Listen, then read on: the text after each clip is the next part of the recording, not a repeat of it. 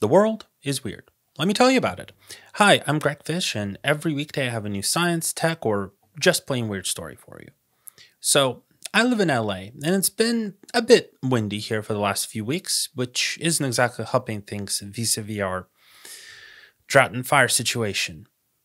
That said, the worst winds we've gotten were about 100 miles per hour, or 160 kilometers an hour, for those of you who like a more consistent measurement system.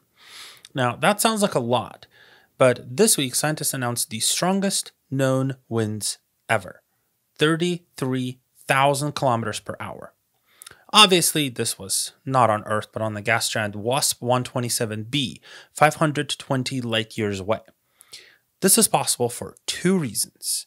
WASP 127b is orbiting really close to its star, so close that its year is just about 4 of our days.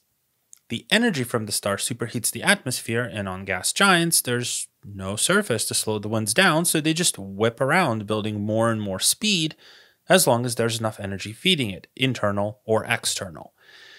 A more normal gas giant, like Neptune, has winds of almost 2,000 kilometers per hour. Saturn, about 1,800. Jupiter is almost calm by comparison, just 430 to 680 kilometers an hour. In short, you're going to visit a gas giant, it's gonna be a bit windy. Okay, so what about rocky planets like ours? The fastest gust ever recorded on Earth was 407 kilometers an hour, but usually it's pretty pleasant. Mars is pretty similar. Winds are often 5 to 15 kilometers per hour, but they can get up to 100. But it's not like the 100 kilometers an hour on Earth, unlike what you saw in the opening incident of The Martian. Mars has an extremely thin, barely there atmosphere stripped away by the sun, so its worst winds would feel like a gentle breeze.